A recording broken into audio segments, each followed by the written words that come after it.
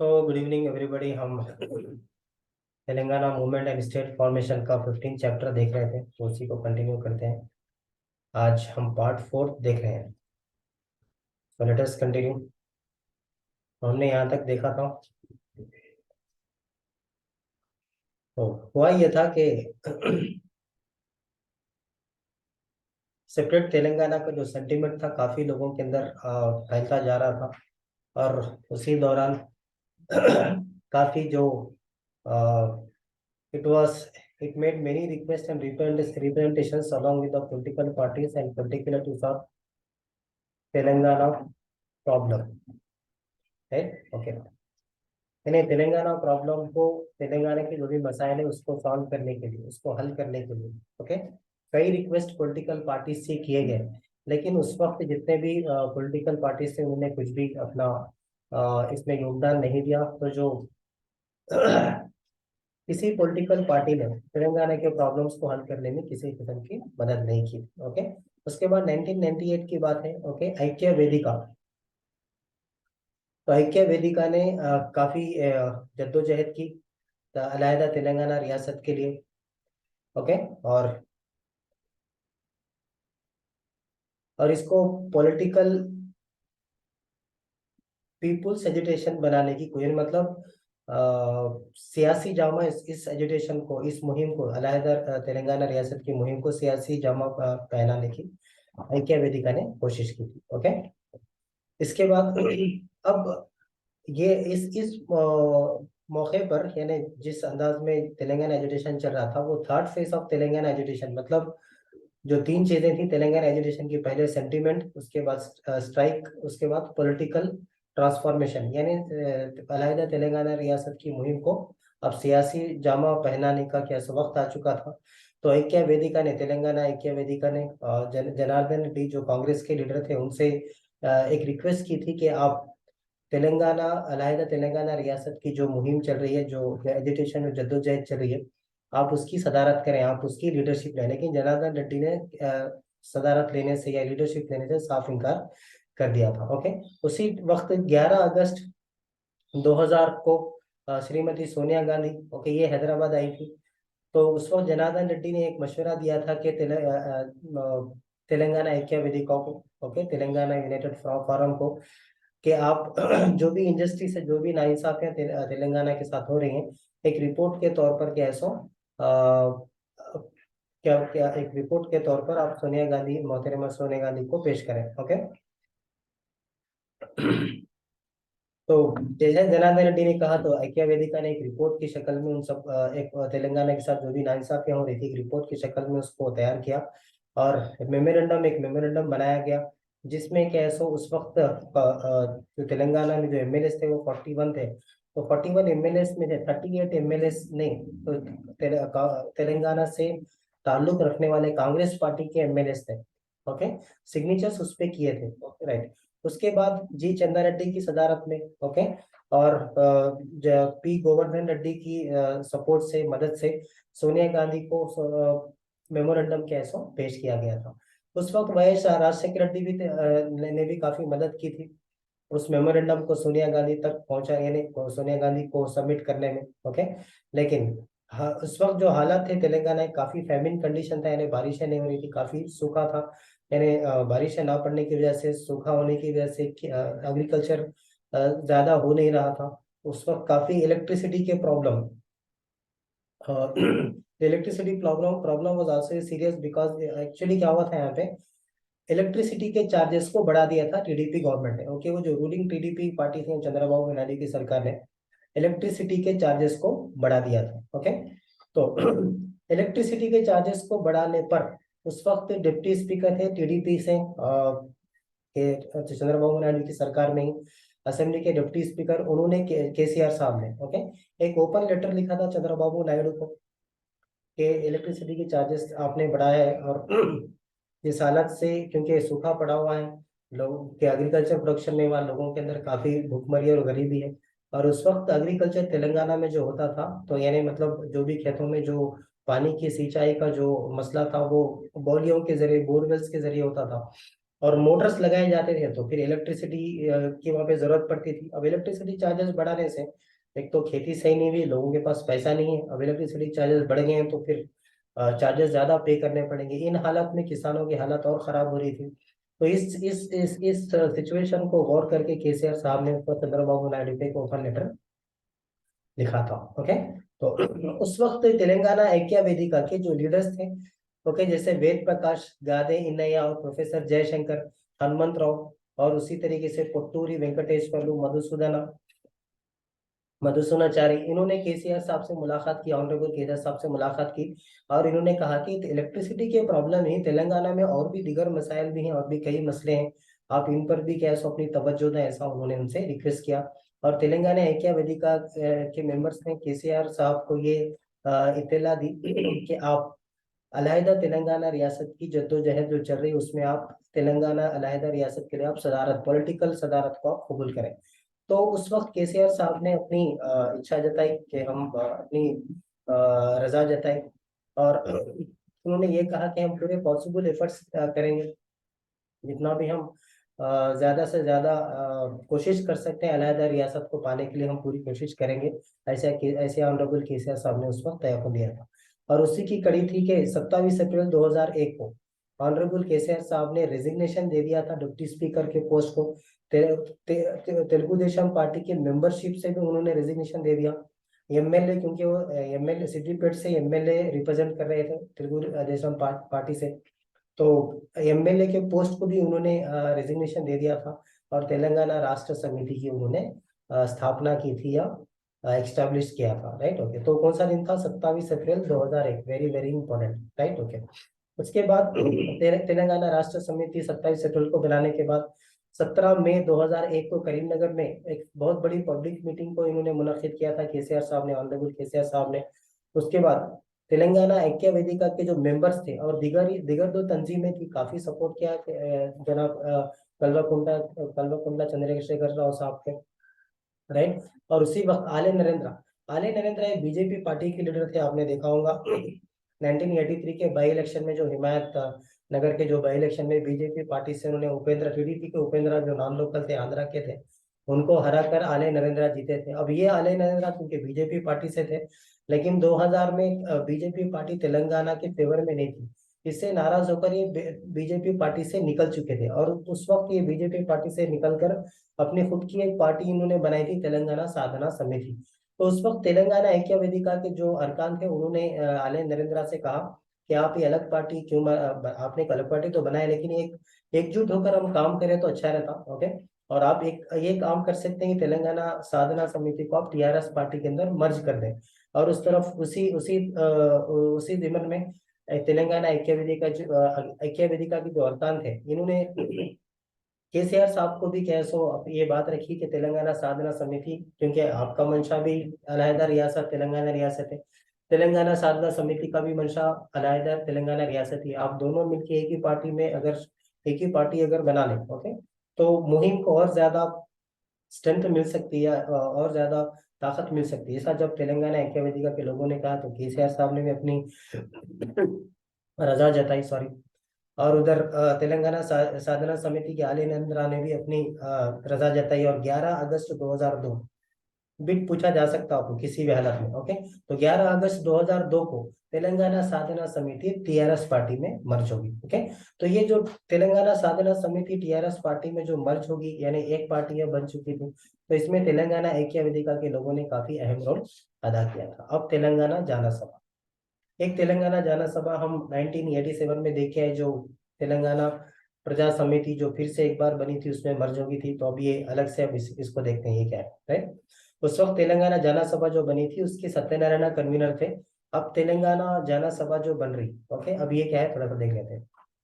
तेलंगाना प्रजा समिति, ओके, तेलंगाना प्रजा पार्टी, ये देखिए इस लफ्ज को गौर कीजिए, तेलंगाना प्रजा पार्टी। Right, okay. तेलंगाना प्रजा पार्टी को गांधी इन्नैया ने स्टार्ट किया था 1997 में, अलहदा रियासत, अलहदा तेलंगाना रियासत को हासिल करने के मकसद से। और उसी वक्त माँ तेलंगाना पार्टी को 1997 में इंदिरा रेड्डी ने स्टार्ट किया था, और उसी वक्त के ऐसे लोकसभा के मिड टर्म इलेक्शंस आए, यानी इलेक्शंस में पार्लियामेंट के। तो तेलंगाना प्रजा पार्टी एक, तेलंगाना प्रजा समिति एक अलग है, तेलंगाना प्रजा पार्टी एक अलग है। काफी इंपॉर्टेंट है ये, देखिए राइट।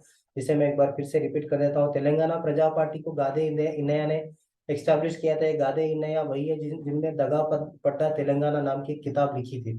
पाशम यादगिरी ने जो मदद की थी उनकी, वो इस बुक को शाये करने में, वो सब चीजें हम गुज़िश्ता सेशन में पार्ट 3 में हम देख के आ चुके हैं। इंपॉर्टेंट बिट्स है, ये पूछे जा सकते हैं, और इसी किस्म के सवाल आते हैं, तो आप थोड़ा सा इन सब चीजों पे थोड़ा सा गौर कीजिएगा, राइट। ओके, तो 1997 में तेलंगाना प्रजा पार्टी नाम की एक पार्टी गादे इन्नैया ने बनाई थी। उसी वक्त माँ तेलंगाना पार्टी नाम की पार्टी को इंदिरा रेड्डी ने बनाया था।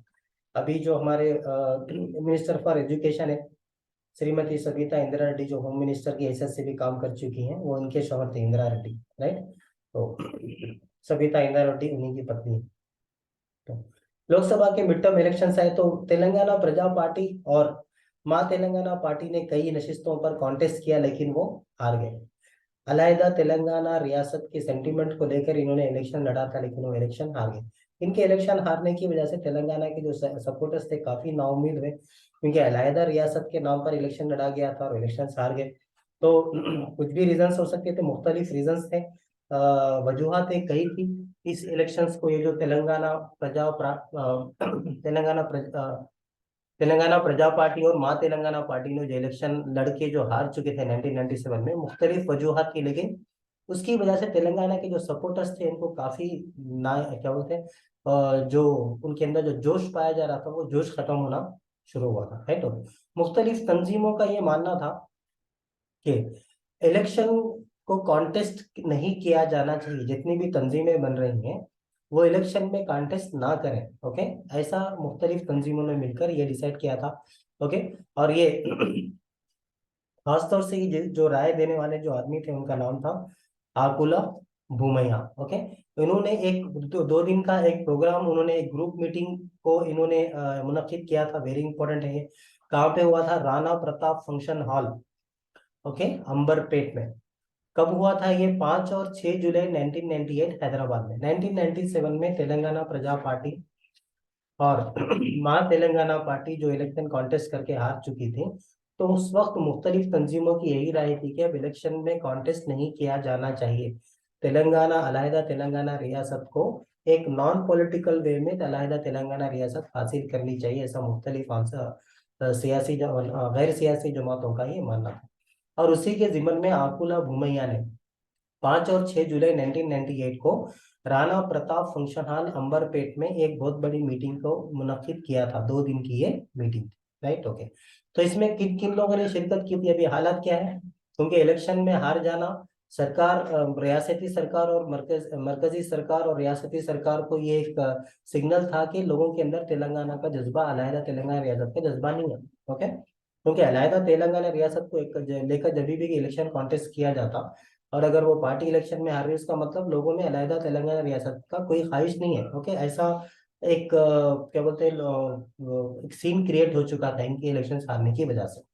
तो उस वक्त मुख्तलिफ तंजीमों ने ये एक राय पे पहुंचे थे कि अब इलेक्शंस में कॉन्टेस्ट नहीं किया जाना चाहिए, नॉन पॉलिटिकल वे में कैसो इस अलहदा तेलंगाना रियासत की मुहिम को आगे लेके जाना चाहिए, ऐसा इन लोगों ने डिसीजन लिया था। और उसी की एक कड़ी थी कि आकुला भूमैया ने ये जो 5 जुलाई और 6 जुलाई 1998 को राणा प्रताप हॉल अंबरपेट में एक 2 दिन का सेमिनार कैसो मुनाफिक किया था, कि 2 दिन की बहुत बड़ी कॉन्टेस्ट मुनाफिक की। तो उसमें कालोजी नारायण राव, प्रोफेसर जयशंकर, भूपति कृष्णामूर्ति कौन है?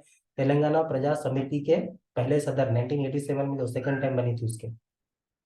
उसी तरीके से एमटी खान, अनूप कुमार सिंह, ओके, छत्तीसगढ़। उसी तरीके से हमारे कंगन तालुकदार असम से थे। उसी तरीके से राणा यासीन मालिक, ये जो कश्मीर से थे।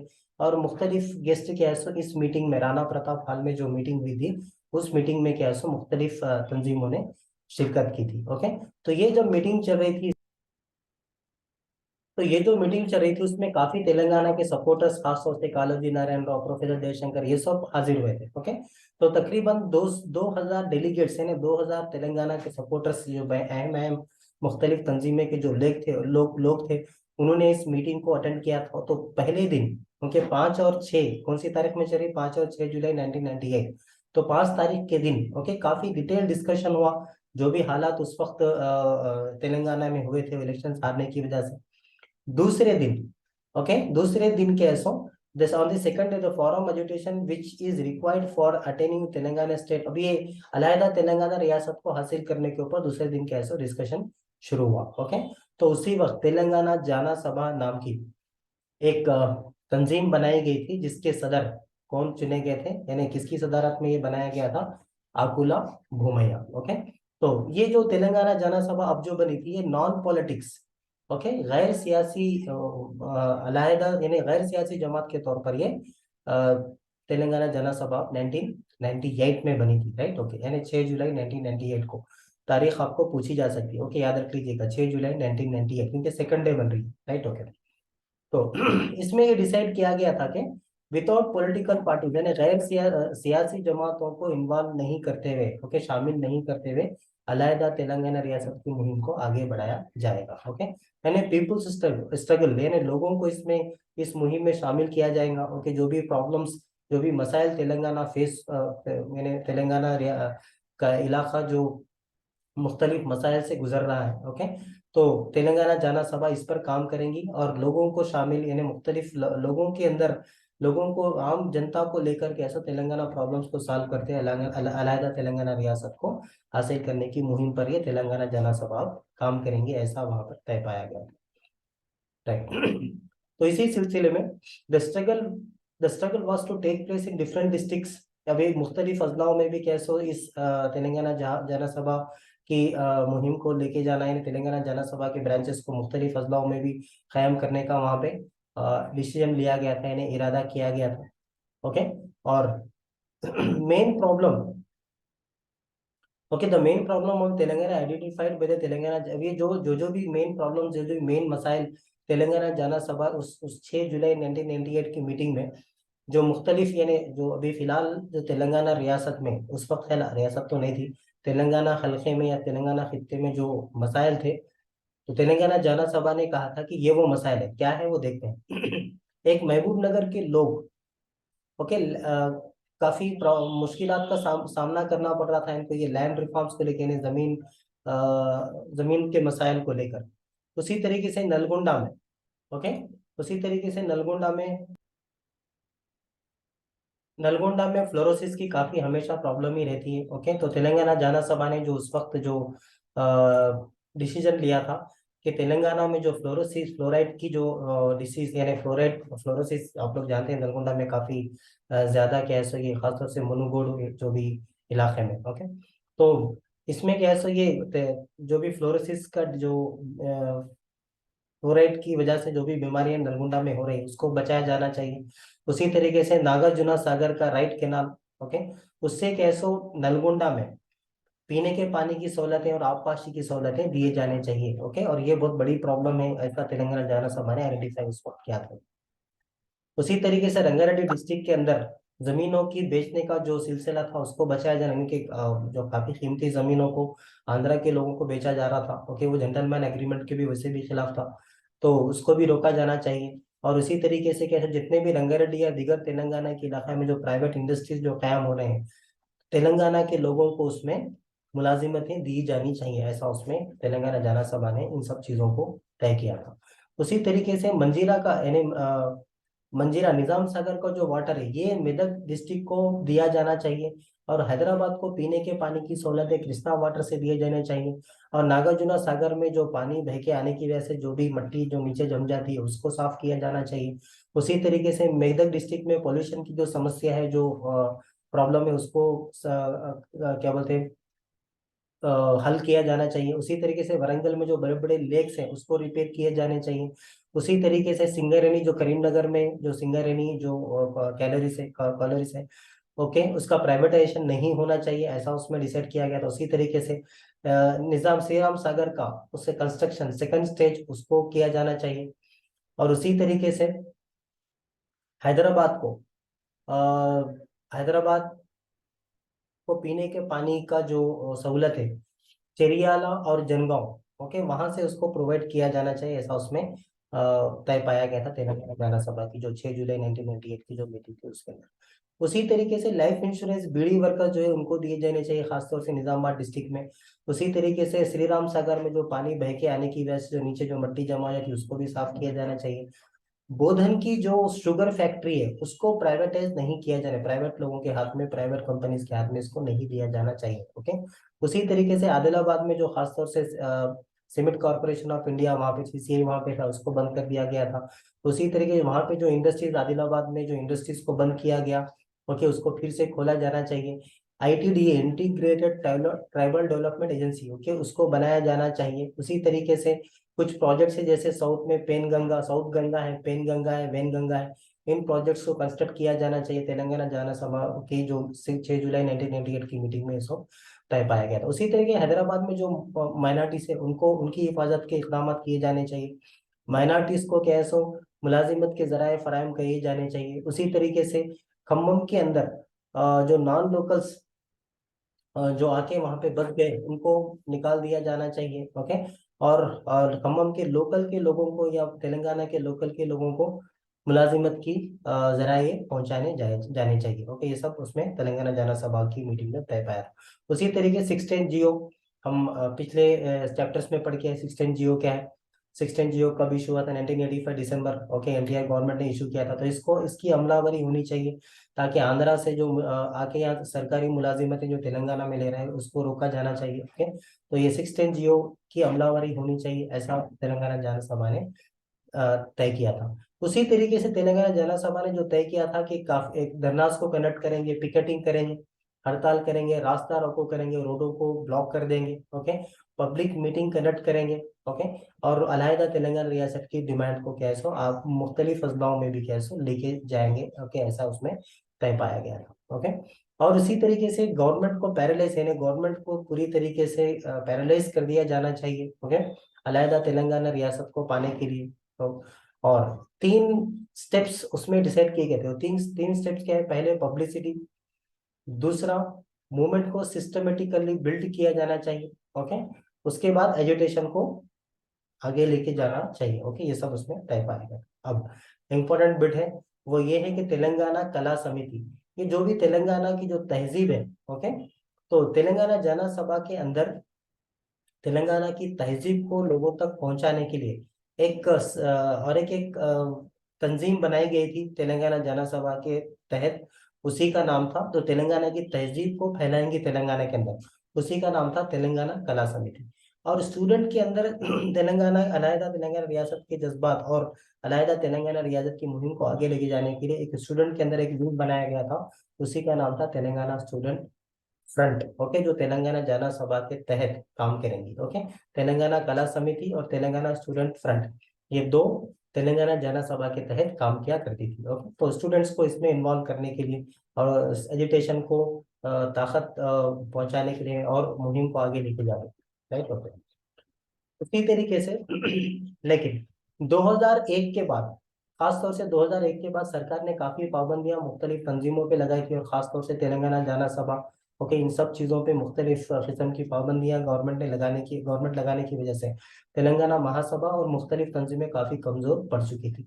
बाद में तेलंगाना महासभा तेलंगाना ऐक्य वेदिका में मर्ज हो गई, राइट। ओके, अब तेलंगाना डेवलपमेंट फोरम, ये यूएसए में बनाया गया था। ये क्या है देखिए, ये जो तेलंगाना के लोग जो मुख्तलिफ दिगर कंट्रीज में, यानी दूसरे कंट्रीज में जो मुलाजिमत के लिए जाते थे, जिनको नॉन रेसिडेंट्स इंडियंस कहा जाता था। ओके, तो ये खासतौर से तेलंगाना डेवलपमेंट फोरम अमेरिका में बनाई गई थी, was formed in America. Okay, 1998 में इसको बनाया गया था। किसके मशवरे पर इसको बनाया गया था? प्रोफेसर जयशंकर के मशवरे पर Telangana development forum TDF USA इसको बनाया गया था अमेरिका में 1999 में, प्रोफेसर जयशंकर के मशवरे पर। अमेरिका में जाहिर बात है तेलंगाना से लोग जो जाके अमेरिका में बसे थे उन सब लोगों ने मिलके इस ये तंजीम को बनाया था, राइट। ओके, इसके जो पहले जो सदर के तौर पर जो तय पाए गए थे उनका नाम था मधु के रेड्डी, और उसके जो पहले चेयरमैन यानी Telangana development forum USA, okay, उसके जो पहले सदर थे मधु के रेड्डी, उसके जो पहले चेयरमैन थे डीपी रेड्डी। Okay, right. तो ये जो TDF, okay, Telangana development forum USA जो थी, ये कई मीटिंग्स, कई कॉन्फ्रेंसेस मुनक्किद किया करती थी। कहाँ पर? हिंदुस्तान में नहीं है, हिंदुस्तान में नहीं, दिगर अमेरिका में, जैसे इंग्लैंड में या ऑस्ट्रेलिया में या दिगर ममालिक में, राइट, ओके। और तेलंगाना से दूसरे गैर ममालिक में, हिंदुस्तान को छोड़कर गैर ममालिक में जहाँ तेलंगाना के लोग जहाँ जाके बस चुके थे, या तेलंगाना के लोग वहाँ पे मुलाजिमत के लिए गए थे, उनके अंदर तेलंगाना का जज्बा को उनके अंदर जागरूक करने के लिए, उनके अंदर उजागर करने के लिए, ओके। तो ये तेलंगाना डेवलपमेंट फोरम बनाई गई थी अमेरिका के अंदर, ओके। तो तेलंगाना से जाके तो गैर ममालिक में, जो दूसरे ममालिक में जो लोग रहते थे, उनके अंदर ये तेलंगाना डेवलपमेंट फोरम काम किया करती थी। तो तेलंगाना एजुकेशन को काफी सपोर्ट किया टीडीएफ ने, तेलंगाना डेवलपमेंट फोरम ने, जो यूएसए में बनी थी, ओके। तो इसका एम क्या था? अलहदा तेलंगाना रियासत को पाना। एक, तेलंगाना के लोगों को मुलाजिमतों में जस्टिफाई कोटा, यानी कोटा दिया जाना चाहिए। और इसी तरीके से एजुकेशन के और मुलाजिमत के जराए तेलंगाना के लोगों को दिए जाने चाहिए। श्री राम सागर, श्री राम सागर प्रोजेक्ट को कंप्लीट किया जाना चाहिए। श्री सैलम का जो लेफ्ट केनाल के जो वर्क पेंडिंग है, उसको कंप्लीट किया जाना चाहिए, यानी मुकम्मल किया जाना चाहिए। तेलंगाना के अंदर तालीमी जराये को बढ़ावा देना चाहिए। उसी तरीके से टेक्निकल एजुकेशन या वोकेशनल एजुकेशन, जहाँ से मुलाजिमत आसानी से आदमी पा सकता है, ओके। और गांवी सतह पर, यानी छोटे देहाती सतह पर भी क्या है सो वोकेशनल एजुकेशन को लेके जाना चाहिए, ऐसा उसमें तय पाया गया था। 50% रिजर्वेशन मुलाजिमतों में, प्राइवेट इंडस्ट्रीज में तेलंगाना के लोगों को 50% मुलाजिमतें दी जानी चाहिए, ऐसा उसके अंदर तय पाया गया था, राइट, ओके। सो ये काफी अहम चीजें हैं, काफी अहम पॉइंट्स हैं। उसके बाद उसके बाद राइट, तेलंगाना की जो समाज है, इसके अंदर भी सुधार आना चाहिए। काफी तेलंगाना समाज में काफी मुश्किलात हैं, ओके। और इन्होंने ये किया था कि अहिंसा, यानी नॉन वायलेंस, अहिंसा के मार्ग पर और जमहूरियत के तरीकों को अपनाते हुए हम तेलंगाना की मुहिम को आगे लेके जाएंगे, ऐसा तेलंगाना डेमोक्रेटिक फोरम, ओके।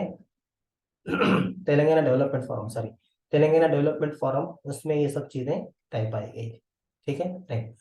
तो काफी ग्रुप मीटिंग्स को तेलंगाना डेवलपमेंट फोरम ने तय किया था। और प्रोफेसर जयशंकर, आर विद्यासागर, हरिनाथ, उसी तरीके जनार्दन, कोदंडा राम रेड्डी, ये काफी जो पर्सन्स थे, जो क्या कॉन्फ्रेंसेस को मुनक्किद किया करते थे, हेल्प किया करते थे। और तेलंगाना के सेंटीमेंट को फैलाने में कैसो, कहाँ पर? अमेरिका में, कनाडा में, जर्मनी में, और गल्फ में। गल्फ यानी मतलब गल्फ के इलाके, आपको मालूम है, ओके। वहां पर भी तेलंगाना, वहां पे रहने वाले तेलंगाना के लोगों के अंदर जज्बात को जागरूक करने के लिए ये तेलंगाना डेवलपमेंट फोरम यूएसए काम किया करती थी।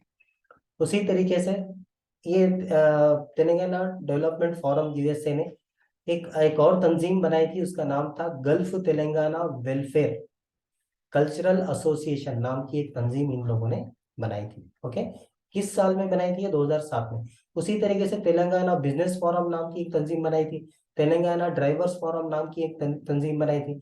और मुख्तलिफ किस्म के कैलेंडर्स, बुक्स, जो तेलंगाना के बारे में इंफॉर्मेशन देते हो, इत्तला देते हो, ओके, उन सबको क्या है सो ये लोग प्रिंट किया करते थे हर साल, और लोगों के अंदर इन सब चीजों को तकसीम किया करते थे। इतना ही नहीं, बतकम्मा जो तेलंगाना का एक बहुत बड़ा फेस्टिवल है, नॉन तेलंगाना के लोग बतकम्मा फेस्टिवल को मनाते हैं। तो ये बतकम्मा फेस्टिवल को अमेरिका में, कनाडा में, जर्मनी में, और मुख्तलिफ गल्फ और दीगर कंट्रीज के अंदर भी इन बतकम्मा फेस्टिवल को ये लोग मनाया करते थे।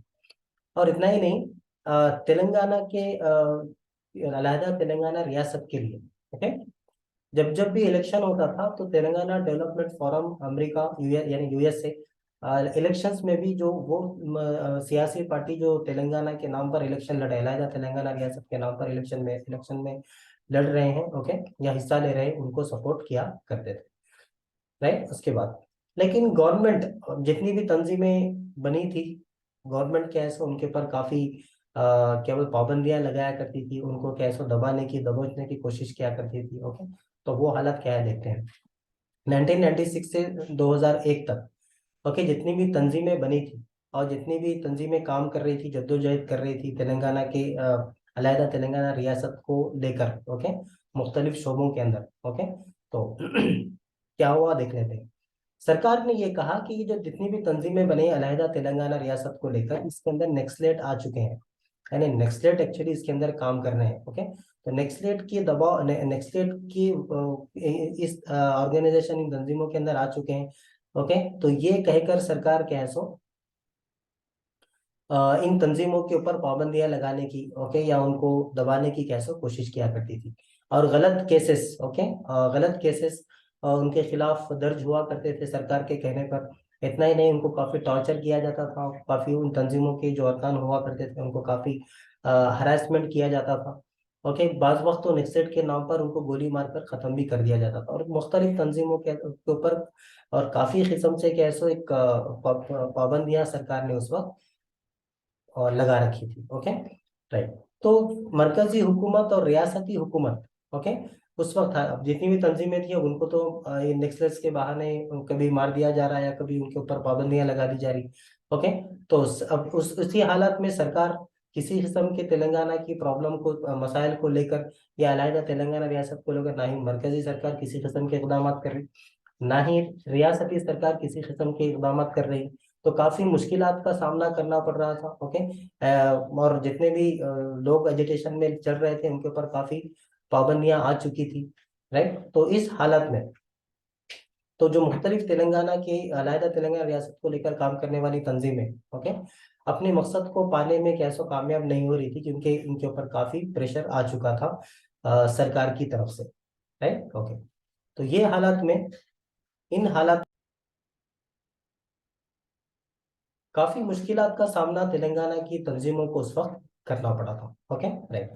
इन हालात के चलते हुए the influence of the separate Telangana agitation under the aegis of the Telangana organisation, जितने भी तंजीमें थी उनके जेर एहतमाम जो भी एजुटेशन चल रहा था। ओके, लेकिन नेशनल पार्टीज जो थे उन तक काफी असर हो चुका, असर पहुंच चुका था, यानी नेशनल लेवल पे हिंदुस्तानी सतह पर जितने भी पार्टीज थी उन तक तेलंगाना की जो तंजीमें थी वो जिस अंदाज में काम कर रही थी, ओके, काफी असर उनके ऊपर हो चुका था। ओके, उसी के जिम्न में उसी वक्त 1997 में काकीनाडा में बीजेपी पार्टी की एक अहम नेशनल वर्किंग कमेटी के नाम से एक बहुत बड़ा प्रोग्राम मुनक्किद किया गया था। ओके, वहां पे बीजेपी पार्टी ने ये ऐलान किया कि आने वाले इलेक्शन में, okay, 1 vote 2 states, very important, very very very important bit है। इससे पहले भी कुछ एग्जाम्स, इम्तिहानात में इस सवाल को पूछा गया था। ओके, 1 वोट 2 स्टेट का स्लोगन बीजेपी पार्टी ने किस प्रोग्राम, किस मीटिंग में दिया था, तो काकीनाडा 1997 की मीटिंग, नेशनल वर्किंग कमेटी की मीटिंग में बीजेपी ने ये स्लोगन दिया था, ये रेजोल्यूशन पास किया था, 1 वोट 2 स्टेट्स। ओके, उसी तरीके से उसी साल 1997 में एनटीआर टीडीपी, यानी एनटीआर टीडीपी, नंदामुरी तारका रामाराव, उनकी जो टीडीपी यानी लक्ष्मी पार्वती ग्रुप, यानी एनटीआर की जो दूसरी बीवी थी उनकी, वो बीवी का जो ग्रुप था। ओके, तो उन्होंने माँ तेलंगाना पार्टी को बनाया था। किसकी सदारत में? इंदिरा रेड्डी की सदारत में। हम पहले भी पढ़ के आ चुके हैं इसके बारे में। राइट, ओके, तो माँ तेलंगाना पार्टी किसकी सदारत में बनाई गई थी? वो इंदिरा रेड्डी की सदारत में। ओके, जो सबिता इंदिरा रेड्डी अभी जो एजुकेशन मिनिस्टर है उनके पति थे। राइट, ओके, तो लक्ष्मी पार्वती के हामी थे ये, यानी उनकी पार्टी से काम करते थे। तो तेलंगाना के उन्वान पर एक उन्होंने एक अलग माँ तेलंगाना पार्टी नाम की एक पार्टी बनाई थी। बाद में वो कांग्रेस में मर्ज हो गई। राइट, ओके, तो उसी तरीके से इंदिरा रेड्डी ने एक और तंजीम को मुनक्किद किया था या बनाया था। उसका नाम था तेलंगाना उद्यम समिति। और इसको, इस तेलंगाना उद्यम समिति को सपोर्ट करने वाले कौन कौन लोग थे? केशव राव यादव, प्रोफेसर जयशंकर, वेद प्रकाश, ओके, और दीगर तेलंगाना के सपोर्टर्स भी इस तेलंगाना उद्यम समिति को सपोर्ट किया करते थे। लेकिन ओके, तो क्योंकि इस तंजीम के सदर इंदिरा रेड्डी थे और ये सिंगल हैंडेड काम कर रहे थे, जितने भी अरकान उसके अंदर काम करते थे इनका मशवरा नहीं लेते थे, अपने हिसाब से ही चला करते थे। ओके, तो बाज वक्त क्या, तो तेलंगाना की मुहिम को कुछ हद तक नुकसान पहुंचता था। तो जितने भी तेलंगाना के सपोर्टर्स थे इंदिरा रेड्डी से थोड़ा सा फासला है, दूरियां इन्होंने इख्तियार करना शुरू कर ली थी। और उसी वक्त, जैसा कि हम इससे पहले भी पढ़ के आ चुके, तेलंगाना जाना सभा जो बनी थी तो इसी वजह से बनी थी, इंदिरा रेड्डी और माँ तेलंगाना पार्टी और गादे न्याय की जो पार्टी थी, तेलंगाना प्रजा पार्टी, वो पार्टी भी कैसे इलेक्शन हार चुकी थी। ओके, तो वही पॉइंट को यहाँ पे लिखा गया कि माँ तेलंगाना पार्टी इलेक्शन भी हार चुकी थी, इलेक्शन में कॉन्टेस्ट करके। तो बाद में कांग्रेस पार्टी में कैसो इंदिरा रेड्डी जाके मिल गए थे, क्योंकि उन्होंने कहा था कि वाईएसआर ये तेलंगाना के साथ इंसाफ करेंगे, यानी वाईएस राजशेखर रेड्डी तेलंगाना के साथ इंसाफ करेंगे। तो बाद में जाके कांग्रेस पार्टी में ये शामिल हो चुके थे, और तेलंगाना के मसाइल पर या तेलंगाना एजुटेशन को लेकर ये पूरी तरीके से ये भूल चुके थे, और उस उन्वान पे इन्होंने काम करना, इंदिरा रेड्डी ने काम करना छोड़ दिया था। उसी वक्त 1998 में कैसा फिर से एक बार लोकसभा के इलेक्शन आए। ओके, फिर से एक बार लोकसभा के इलेक्शन, बीजेपी पार्टी क्या सो फिर से एक बार इख्तियार में आई। तो बीजेपी पार्टी हालांकि काकीनाडा में इन्होंने कहा था 1 वोट 2 स्टेट्स, लेकिन इख्तियार में आने के बाद बीजेपी पार्टी भी तेलंगाना को भूल गई, और तेलंगाना की जो तंजीमें थी, ओके, तेलंगाना की जो तंजीमें थी, वो लोगों ने जाके कांग्रेस पार्टी के जो लीडर्स थे उनको समझाने की कोशिश की, तो कांग्रेस पार्टी के लीडर कुछ हद तक तेलंगाना के सपोर्ट में आ चुके थे उस वक्त। ओके, तो इन हालात में यानी बीजेपी ने इलेक्शन लड़ा था 1 वोट 2 स्टेट्स के नाम पर, लेकिन जब इख्तियार में आ गए तो खासतौर से अलहदा तेलंगाना रियासत को बनाने को लेकर ये काफी क्या बोलते सही तरीके से यानी राजी नहीं थे तेलंगाना को बनाने के लिए।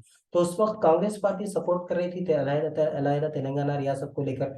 उसी वक्त 11 अगस्त 2020 की बात है, sorry not 2000, okay, 11 August 2000, Indira Gandhi, sorry not Indira Gandhi, Sonia Gandhi Hyderabad को विजिट के लिए आई थी। तो उस वक्त कांग्रेस के लीडर्स ने एक मेमोरेंडम यानी एक याददाश्त बनाकर सोनिया गांधी को दिया था तेलंगाना अलहदा तेलंगाना रियासत को लेकर। तो वाईएस राजशेखर रेड्डी ने भी एक अहम रोल अदा किया था, और तेलंगाना कांग्रेस के लीडर्स एमएलए जो थे उन सब लोगों ने सिग्नेचर्स करके अलहदा तेलंगाना रियासत को लेकर एक याददाश्त बनाकर, एक मेमोरेंडम, एक इम्प्लीमेंटेशन बनाकर 11 अगस्त 2000 को जब सोनिया गांधी हैदराबाद आई थी, तब उन लोगों ने सोनिया गांधी को एक मेमोरेंडम यानी एक याददाश्त पेश की थी। सोनिया गांधी ने भी कैसा फेवर किया, वो मान गई कि ठीक है, हम अलहदा तेलंगाना रियासत को लेकर काफी संजीदा है, हम अलहदा तेलंगाना रियासत को हम सपोर्ट करने के लिए हम तैयार है, ऐसा उन्होंने कहा था उस याददाश्त को लेते वक्त। ओके, उसके बाद 1996 से 2000 तक Telangana organisation could influence different political parties. तो तेलंगाना की जितनी भी तंजीमें थी जो अलहदा तेलंगाना रियासत को लेकर जो काम कर रही थी, वो पॉलिटिकल पार्टीज के ऊपर असर जताने में 1996 से लेकर 2000 तक, ओके, ये कामयाब रही। उसके बाद क्या हुआ देखते हैं, थर्ड फेज में क्या क्या हुआ वो अब देखते हैं। यानी 2000 से लेकर 1996 से 2000 तक हमने देखा, अब 2001 से लेकर हम देख रहे हैं, राइट। ओके, तो तेलंगाना महासभा और उसी तरीके से तेलंगाना ऐक्य वेदिका और उसी तरीके से तेलंगाना जनसभा, इनके ऊपर काफी पाबंदियां सरकार ने उस वक्त लगा रखी थी। उतना ही नहीं, जितने भी नॉन पॉलिटिकल ऑर्गेनाइजेशन थे, ओके, जो अलहदा तेलंगाना रियासत को लेकर काम कर रहे थे, गवर्नमेंट की पाबंदियों की वजह से ये भी काफी कमजोर पड़ चुकी थी। लेकिन सरकार इनके ऊपर तंजीमों के ऊपर पाबंदी लगाने में कामयाब हुई, लेकिन लोगों के अंदर जो तेलंगाना को लेकर एक एहसास थे, एक जज्बात थे, उसके ऊपर पाबंदी जाहिर बात है कैसे लगा पाएंगे। ओके, लोगों के जज्बात के ऊपर तो पाबंदी सरकार नहीं लगा सकती थी। ओके, तो तंजीमों पे पाबंदी लगाने में सरकार कामयाब हो चुकी थी, लेकिन लोगों के अंदर जो एहसास जो जज्बात थे उसके ऊपर पाबंदी तो खैर कोई लगा भी नहीं सकता। ओके, लेकिन उस वक्त की जितनी भी सियासी जमातें थी जो इख्तियार में थी, वो तेलंगाना को डेवलपमेंट के नाम पर हम पूरे शोबों में तेलंगाना को डेवलप करके देंगे, अलहदा रियासत की क्या जरूरत है, इस तरीके से वो कहा करते थे। जितनी भी पार्टी उस वक्त जितनी भी सरकारें आंध्र प्रदेश, मुत्तहदा आंध्र प्रदेश में हुकूमत में या इख्तियार में आती थी, वो इस तरीके से वो कहा करती थी। लेकिन अलहदा तेलंगाना रियासत को लेकर किसी तरीके का वो इकदाम नहीं किया करती थी उस वक्त की जमातें जो इख्तियार में हुआ करती थी। उसी वक्त पॉलिटिकल लीडर्स, ये तेलंगाना के जो सियासी लीडर्स थे, वो भी तेलंगाना को लेकर ज्यादा सिंसियर नहीं थे, उनके अंदर कोई सिंसियरिटी नहीं थी। उसी तरीके से पॉलिटिकल पार्टीज यानी तेलंगाना के जो लीडर्स थे, वो असेंबली में भी किसी किस्म का डिस्कशन तक तेलंगाना के ऊपर नहीं किया करते थे, ना ही पार्लियामेंट में किया करते थे, ना ही असेंबली में जो भी तेलंगाना के साथ नाइंसाफियां होती थी उसको लेकर किसी किस्म का डिस्कशन भी तेलंगाना के लीडर्स ये नहीं किया करते थे। इतना ही नहीं, उस वक्त टीडीपी की जो पार्टी थी जो मुत्तहदा आंध्र प्रदेश में उस वक्त जो इख्तियार में थी, उन्होंने तेलंगाना के वर्ड को असेंबली में इस्तेमाल करने से भी कैसो पाबंदियां लगा रखी है। तेलंगाना के वर्ड को भी तेलंगाना मुत्तहिदा आंध्र प्रदेश की असेंबली में तेलंगाना के लफ्ज को भी कैसो लेने से कैसो पाबंदियां, वहां पे बैन था, बैन लगा रखा था टीडीपी ने। तो इन हालातों में, ओके, इन हालातों में भी तेलंगाना के जो सपोर्टर्स थे वो मुहिम को क्या है सो आगे लेकर चले, आगे लेकर चले। काफी तासुब तेलंगाना के साथ हुआ करता था, काफी नाइंसाफियां तेलंगाना के साथ हुआ करती थी, वो चाहे पानी को लेकर या फंड्स को लेकर या मुलाजिमतों को लेकर या एजुकेशन को लेकर, यानी एम्प्लॉयमेंट, मुलाजिमतों को लेकर हर शोबे में तेलंगाना के साथ नाइंसाफी हुआ करती मुत्तहिदा आंध्र प्रदेश रियासत में। ओके, और सीमांध्रा के यानी आंध्रा के लोग तेलंगाना पे एक तरीके से हुकूमत चला रहे थे। ओके, एक ही रियासत के अंदर एक इलाके के लोग दूसरे इलाके के लोगों पर तकरीबन एक हुकूमत चला चला रहे थे। ओके, इस हालत में कंटिन्यूअस क्या ऐसा तेलंगाना के कल्चर के ऊपर यानी तेलंगाना की तहजीब के ऊपर, क्योंकि वहाँ उन लोगों की तहजीब अलग है। वो लोग जब यहाँ पे आके माइग्रेट ज्यादा मकदार में हो गए तो यहाँ की तहजीब के ऊपर, तेलंगाना की तहजीब के ऊपर काफी असर पड़ा। उनकी तहजीब हमारी तहजीब से मिलकर एक नया तहजीबी माहौल पैदा होना शुरू हो चुका था। तो इस तहजीब को बचाने के लिए मुख्तलिफ जो जमातें थी वो कुछ डांसेस के थ्रू, कुछ स्टेज प्रोग्राम लगा के, कुछ सॉन्ग प्रोग्राम ला के, ड्रामास लगा के तेलंगाना की तहजीब को लोगों के अंदर, उसकी तेलंगाना की तहजीब पे रोशनी डालने की कोशिश किया करते थे। तेलंगाना की तहजीब को लोगों तक पहुंचाने में, उनको बताने में कि ये कि हमारी असल तहजीब है। ओके, इस तरीके से मुख्तलिफ तंजीमें काम किया करती थी। तो उस वक्त तेलंगाना का जो जज्बा जज्बा था देहाती सतह पर काफी पहुंच चुका था, 2000 की बात है। और उसी वक्त एक जो मरकजी सरकार ने जो एक एक अमेंडमेंट किया था दस्तूर के अंदर, वो था 84 कॉन्स्टिट्यूशनल अमेंडमेंट। ओके, दस्तूर के अंदर एक अमेंडमेंट किया था, तब्दीली की थी। और 1 नवंबर 2000 को छत्तीसगढ़ नाम का एक नई रियासत उन्होंने बनाई थी। ओके, 9 नवंबर 2000 को उत्तरांचल नाम की एक नई रियासत बनाई थी। झारखंड नाम की एक रियासत 15 नवंबर 2000 को बनाई थी। लेकिन तेलंगाना रियासत को लेकर उस वक्त बीजेपी की मरकजी सरकार ने किसी किस्म के इकदाम नहीं किए थे। लेकिन तेलंगाना के जो लोग थे उनके अंदर एक उम्मीद जागी थी, क्योंकि 3 नई रियासतें बनी, तो अगर हम भी अगर सही तरीके से हमारी अलहदा तेलंगाना की मुहिम को अगर हम आगे लेके जाएं तो हो सकता है कि हम भी कामयाब हो जाए हमारे अलहदा तेलंगाना को लेकर। ओके, इस तरीके से मुख्तलिफ तंजीमें फिर से कैसो एक उम्मीद को लेकर काम करना शुरू हो गई। उसी वक्त कांग्रेस के जो एमएलए थे वो अपने हाईकमान के पास गए और उन्हें कहा कि 3 रियासतें बनी हैं, अब तेलंगाना के कांग्रेस के एमएलए सब दिल्ली को गए या अपनी हाईकमान तक अपनी बात पहुंचाने की लोग कोशिश करें। तो उस वक्त कांग्रेस पार्टी भी क्या है सो मान मान गई कि, क्योंकि कांग्रेस की जो हाई कमांड थी, अलग जो कमांड थी, वो भी मान गए और उन्होंने एनडीए गवर्नमेंट से एक गुजारिश की थी कि अलहदा तेलंगाना को लेकर आप सेकंड एसआरसी बने। एसआरसी का मतलब स्टेट रीऑर्गेनाइजेशन कमेटी, जो 1995 में उसकी जो रिपोर्ट, फजल अली जो उसके सदर थे, तो इन्होंने कहा कि अलहदा तेलंगाना को के मसाइल को लेकर एक सेकंड एसआरसी आप बना दीजिए। ओके, ऐसा कांग्रेस, यानी कांग्रेस अब थोड़ा सा फेवर जता रही है, क्योंकि कांग्रेस अभी अपोजिशन में, बीजेपी उस वक्त बरसरे इख्तियार थी।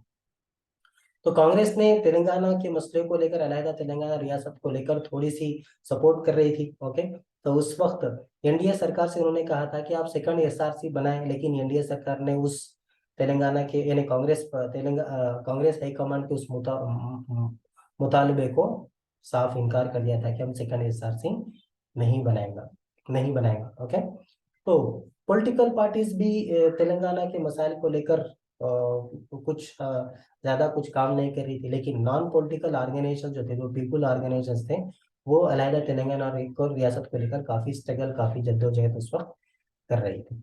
उसी दौरान एक हालत ये थी मुत्तहिदा आंध्र प्रदेश के अंदर, रूलिंग में कोई भी रहो, चाहे कांग्रेस रहो या टीडीपी रहो, या अपोजिशन में कोई भी रहो, चाहे कांग्रेस रहो या टीडीपी रहो। ओके, रूलिंग और अपोजिशन दोनों मिलकर कांग्रेस के मसाइल को लेकर एक ही रवैया इनका था। ओके, तेलंगाना के लिए वो लोग कुछ सपोर्टिव नहीं थे, एक ही इनका रवैया हुआ करता था।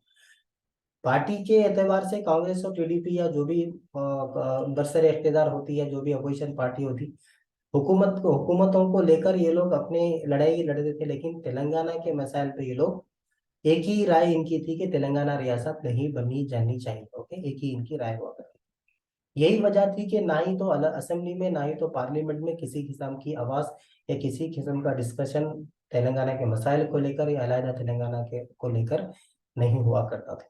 राइट, तो उस वक्त लोगों ने ये समझा कि एक मजबूत सियासी जमात बननी चाहिए जो तेलंगाना, अलहदा तेलंगाना रियासत को हासिल कर पाए, ऐसा लोगों का मानना था। ओके, और तेलंगाना के सपोर्टर ऐसी जमात को अगर बन जाए तो वो वेलकम करने के लिए तैयार थे।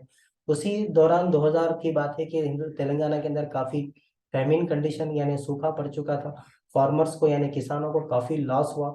जो भी ये लोग कर्जा लिए थे अपनी एग्रीकल्चर के लिए, तो वो भरपाई नहीं कर पाए, तो पैसा ना भरने की सूरत पे, राइट, लोन्स को अपना अदा नहीं कर पाए, तो काफी माली हालत उनकी खराब हो चुकी थी। तो फार्मर्स यानी किसान काफी खुदकुशी उस वक्त क्या कर रहे थे। इन इन संगीन हालातों में भी, ओके, सरकार ने किसी तरीके से कैसे उन लोगों की, तेलंगाना में जो किसानों की हालत जो काफी सूखा की वजह से, लोन्स अपने भरपाई ना करने की वजह से जो हालत उनकी खराब हो चुकी थी माशी एतबार से, ओके, या इकोनॉमिक कंडीशन उनके जो खराब हो चुके थे, सरकार ने किसी किस्म से उनको मदद करने की किसी किस्म की कोशिश नहीं की। बल्कि सरकार ने ये कहा कि एग्रीकल्चर जो शोबा है वही खराब वेस्ट है, इंडस्ट्रीज अच्छा है, सर्विस सेक्टर है, एग्रीकल्चर शोबा ही वेस्ट है, ऐसा सरकार ने कहना शुरू कर दिया। यानी सरकार खुद एग्रीकल्चर को लेकर किसी किस्म की संजीदा नहीं थी उस वक्त। यानी टीडीपी रूलिंग में थी तब, तेलुगु देशम पार्टी, राइट, क्योंकि 2000 की बात है तो जाहिर बात है मुत्तहदा आंध्र प्रदेश में जब टीडीपी बरसर इख्तियार थी, तो उस वक्त सरकार ने 3 से 4 गुना, ओके, इलेक्ट्रिसिटी के चार्जेस को बढ़ा दिए थे। तो लोगों के, मैंने माशी एतबार से और किसानों के ऊपर या गरीब लोगों के ऊपर और ज्यादा बोझ माशी एतबार से या इकोनॉमिक कंडीशन थोड़ा उनके ऊपर और बोझ पड़ गया। और जब किसानों ने एहतजाज किया था इलेक्ट्रिसिटी चार्जेस को बढ़ाने पर, ओके, बशीर बाग पे चलो असेंबली असेंबली को का घेराव का उन्होंने उस वक्त मुख्तलिफ पॉलिटिकल सियासी जमातों ने मिलकर, कांग्रेस, सीपीआई, सीपीएम सब मिलकर ये इलेक्ट्रिक चार्जेस जो चंद्रबाबू नायडू की गवर्नमेंट ने जो बढ़ाए थे, ओके, उसके एहतजाज में चलो असेंबली का एक प्रोग्राम मुनक्किद किया था। तो उसी दिमन में काफी किसान के ऐसे उस जो प्रोग्राम चलो असेंबली जो प्रोग्राम हुआ था उसमें हिस्सा लेने काफी किसान जमा हुए थे। बशीरबाग तक पहुंच चुके थे लोग, क्योंकि इलेक्ट्रिसिटी के चार्जेस बढ़ाने पर अपने एहतजाज करने के लिए लोग वहां पर पहुंचे थे। तो 28 अगस्त 2000 की बात है, ये 2020 लिखा है, 28 अगस्त 2000, ओके, 28 अगस्त 2000 की बात है कि चंद्रबाबू नायडू की सरकार ने पुलिस पुलिस को इजाजत दे दी कि आप फायरिंग करो। ओके, तो 3 लोग वहां पे मारे गए थे उस जो एहतजाज हो रहा था उसको खत्म करने के लिए। तो 3 लोग उसमें मारे गए थे। यानी चार्जेस, इलेक्ट्रिसिटी के चार्जेस यानी इलेक्ट्रिसिटी के चार्जेस उन्होंने बढ़ा, उसका एहतजाज 3 या 4 गुना उस हालत में किसानों को उन चार्जेस को पे करना काफी मुश्किल था। तो जब इलेक्ट्रिसिटी के चार्जेस बढ़ाए, जब किसानों ने एहतजाज किया, कांग्रेस पार्टी और दीगर सियासी जमातों ने उसका सपोर्ट किया, बशीरबाग तक लोग पहुंच चुके एहतजाज करने के लिए और असेंबली की तरफ बढ़ने ही वाले थे, तो सरकार ने पुलिस फायरिंग यानी फायरिंग के ऑर्डर्स दे दिए। तो बशीर 28 अगस्त 2020 की वो बात है, 3 लोगों की मौत हो गई वहाँ पे, रामाकृष्णा, विष्णुवर्धन, ओके, बाला स्वामी, ये 3 वो लोग थे जिनकी वहां पे उस पुलिस फायरिंग में मौत हो चुकी थी। और तेलंगाना में आपाशी के जराए कुछ भी, इरिगेशन फैसिलिटीज कुछ भी नहीं थे। बोरवेल से क्या है, सो लोग पानी की पानी इस्तेमाल किया करते, जाहिर बात है बोरवेल्स मतलब मोटर लगानी पड़ती, इलेक्ट्रिसिटी का इस्तेमाल होगा, करंट का इस्तेमाल होगा, अब इलेक्ट्रिसिटी के चार्जेस बढ़ गए। ओके, तो मतलब कि किसान क्या है सो एग्रीकल्चर कर नहीं पाएंगे, ये इलेक्ट्रिसिटी के चार्जेस बढ़ गए। आपाशी के जरिए जराए नहीं, इनके पानी पूरा आंध्रा को जा रहा, कहते हैं गोदावरी का और कृष्णा का पानी पूरा आंध्रा को जा रहा, गुजर रहा था तेलंगाना से, लेकिन जा रहा आंध्रा को। ये हालत में किसानों की हालत काफी खराब हो चुकी थी। तो उस वक्त जो ऑनरेबल केसीआर थे, कल्वाकुंटला चंद्रशेखर राव, हालांकि वो थे टीडीपी पार्टी में, लेकिन उन्होंने उस वक्त ओपन लेटर लिखा था उस वक्त चीफ मिनिस्टर चंद्रबाबू नायडू को इलेक्ट्रिसिटी के प्रॉब्लम्स को लेकर।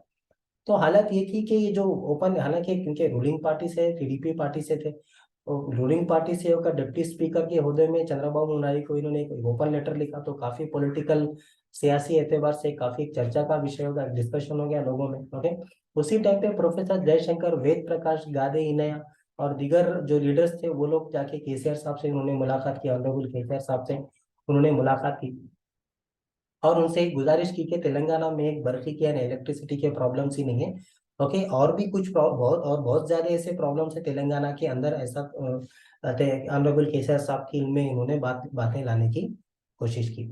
और उन्होंने ये कहा जितने भी लीडर्स केसीआर साहब से उस वक्त बात करने गए थे, चाहे वो जयशंकर राव, वेद प्रकाश अय्यगारी ने, या जितने भी लोग थे, उन्होंने ये कहा कि तेलंगाना के प्रॉब्लम्स को सॉल्व करना है तो एक ही रास्ता है, वो है अलहदा तेलंगाना रियासत। डेवलपमेंट के नाम पर तेलंगाना रियासत में किसी किस्म के मसाइल को हल नहीं किया जा सकता। अलहदा तेलंगाना रियासत एक ही इस मसले का हल है, ऐसा उन सब लोगों ने इस वक्त ऑनरेबल केसीआर साहब से ये बातें कही थी।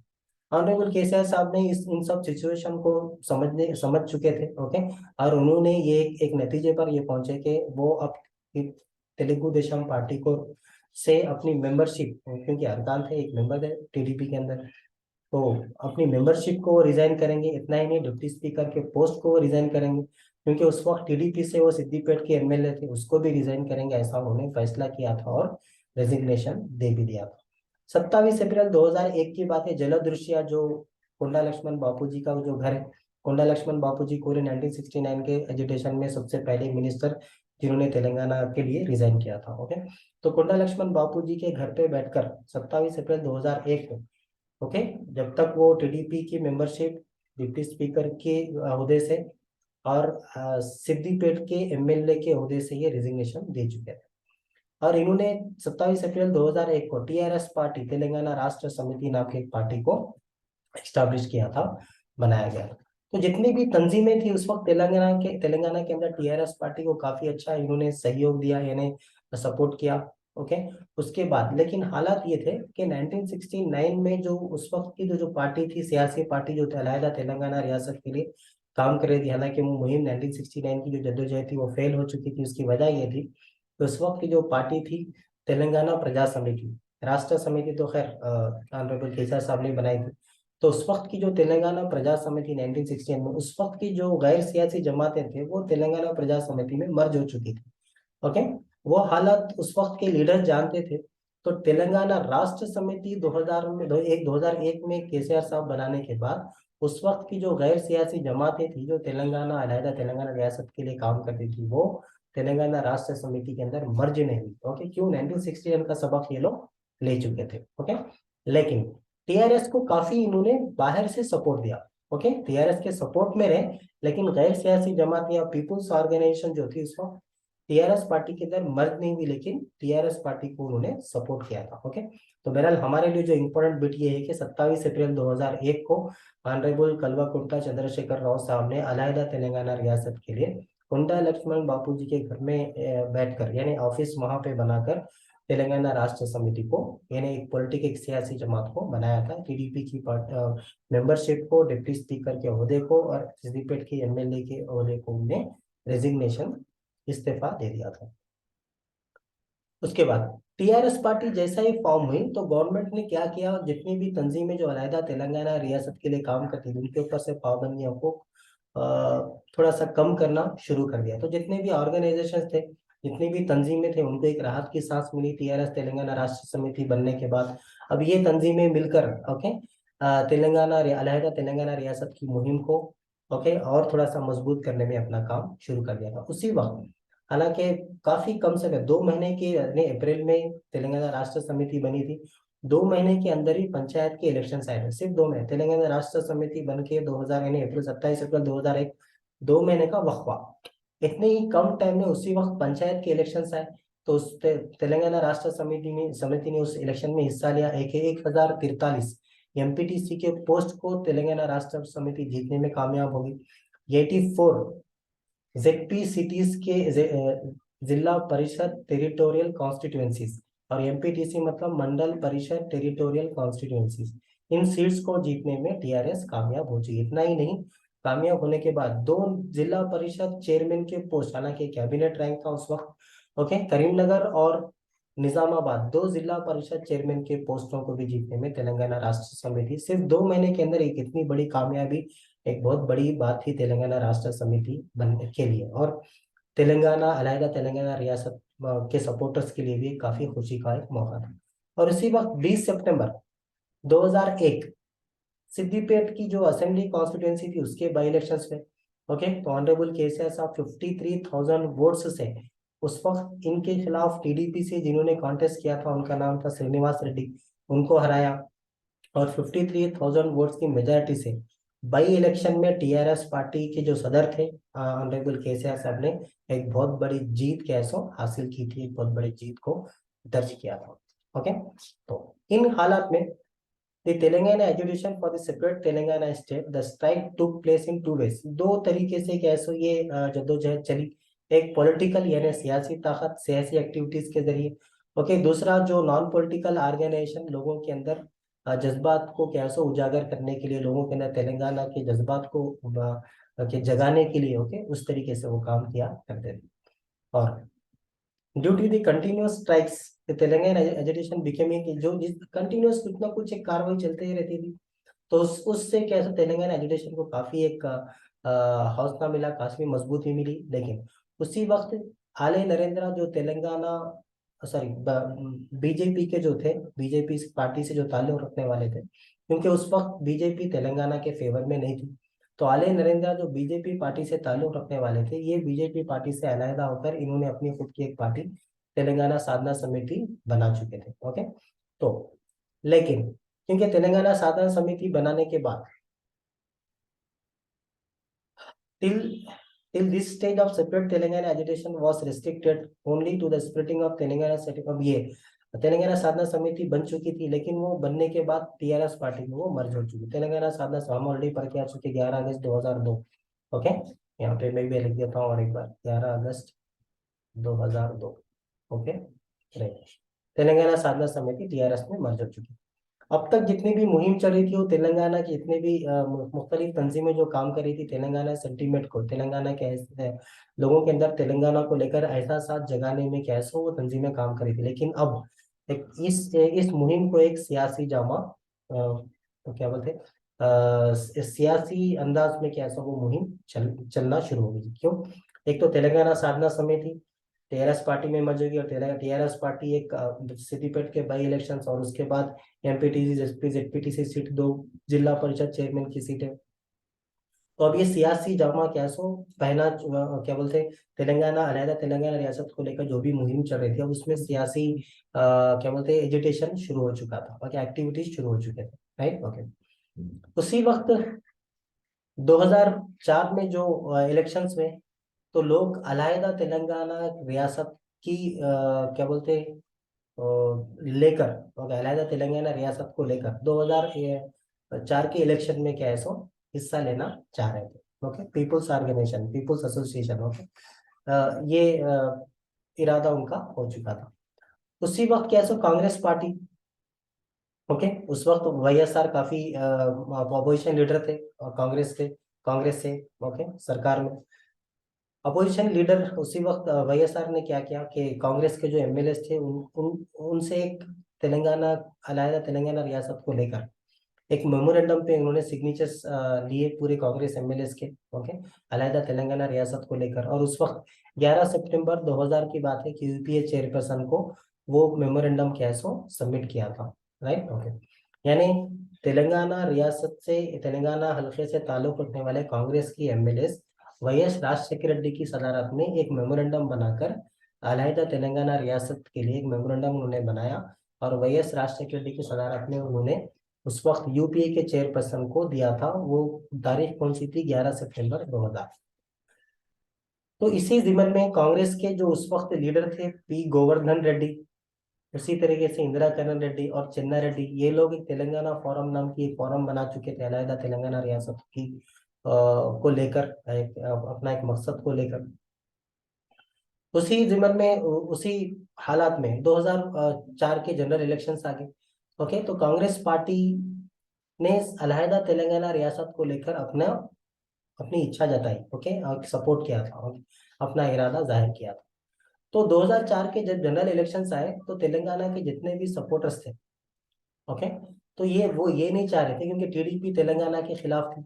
और 2000 में शायद तेलंगाना बीजेपी दे भी देती थी, लेकिन क्योंकि टीडीपी सपोर्ट कर रही थी बीजेपी को, और टीडीपी के कहने पर तेलंगाना के लफ्ज को भी बीजेपी इस्तेमाल नहीं कर रही थी, और तेलंगाना अलहदा तेलंगाना रियासत के फेवर में नहीं थी। ओके, सब चंद्रबाबू नायडू ने ये जो भी उस वक्त सियासी जो एक अपनी तरीके से जो चलाया था, अपने अंदाज में जो काम किया था, तो उस वक्त जो तेलंगाना के जितने भी सपोर्टर्स थे, वो ये चाह रहे थे कि टीआरएस की और कांग्रेस पार्टी के वोट्स अलग ना हो जाए, ओके, क्योंकि अगर टीआरएस और कांग्रेस के वोट्स अगर अलग हो गए तो टीडीपी फिर से बरसरे इख्तियार आ सकती थी। ओके, तो ये तेलंगाना के सपोर्टर्स नहीं चाह रहे थे।